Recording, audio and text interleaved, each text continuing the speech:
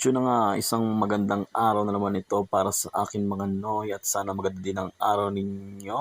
At syempre bago ko gawin ang aking content, ipinakain ko na aking mga alagang kalapate at yun na nga, meron akong ituturo sa inyo na basic na lutuin at kaya-kaya nyo to. At syempre ito ang ating main recipe, tokwa, supo. At syempre bago ko magluto, kailangan mo din ng mga ganitong sangkap at kalaga namang abot kaya, kamatis, sibuyas at syempre magic sarap, not sponsored, haha. Yun, simulan na natin yan. Yun na nga, syempre binuksan ko ang kalan bago magluto at yun na nga, tinaob ko ang kawali para mainit agad yung loob. Joke lang ha, huwag nyo kagayan yan. Syempre naman hinugasan ko yan bago ko isalang at yun na nga, nilagyan ko na ng mantika. Syempre kailangan madami. Syempre habang nagpapainit ng mantika ay yun na nga, binalatan ko ng hipon gamit ang tinidor. At syempre kailangan natin tanggalin na matitigas na balat para pag kinain natin ay hindi na hassle at di na tayo magbabalat. Pagkatapos mo balatan ito magiging itsura niya at yun na nga, hinati ko siya sa dalawa. At dahil mainit ng mantika, sinalang ko na ang ating tokwa para mamaya-maya luto na siya. Habang niluluto ko pa ang tokwa at kailangan maganda ang texture ng kanyang balat, siyempre nagprepare na rin ako ng kamatis, sibuyas at iniwa-hiwa ko to sa pinakamaliliit na parte para pag nilagay ko siya sa loob ng tokwa ay talaga namang lalasa at siyempre masarap. Luto ko eh. At yun na nga, iniwa-hiwa ko na yan. Siyempre bago ka pala magluto ay kailangan kung gagamit ka ng matulis na bagay, magpatulong ka na sa mas nakakatanda sa'yo. At yun na nga, habang di pa luto ang tokwa ay prepare ko na rin ang itlog at syempre kailangan 3 yan. Tapos paghahalu-haluin mo lang ang sibuyas at ang kamatis. Syempre unting-unting linis para malinis ang ating pagkain at yun ang siyempre, bago natin batiin, nilagyan natin ng asin at lagyan natin ng magic paras. Yun na nga, not sponsored. Unti lang para mas malasahan natin ng itlog.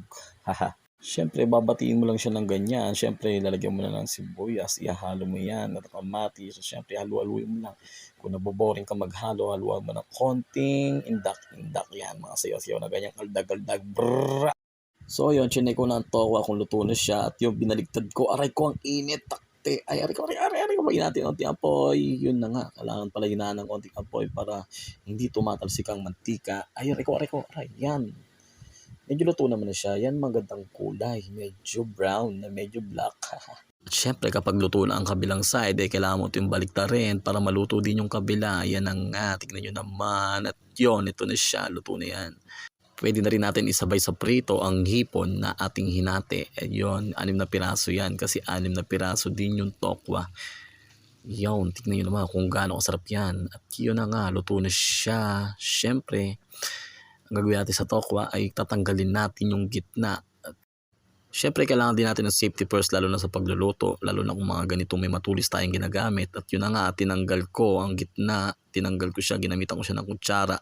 Yan, tatanggalin mo yan, lahat yan. Para pag pinagin natin yung itlog sa kayong hipon, masarap, ba diba? Tignan nyo naman kung gaano ka-unique yung luto na yan. Yun, basic na basic, tatanggalin mo lang yung gitnang part gamit ng kutsara. Yan, pa-square dapat para pag nilagyan natin ng palaman, medyo masarap, diba?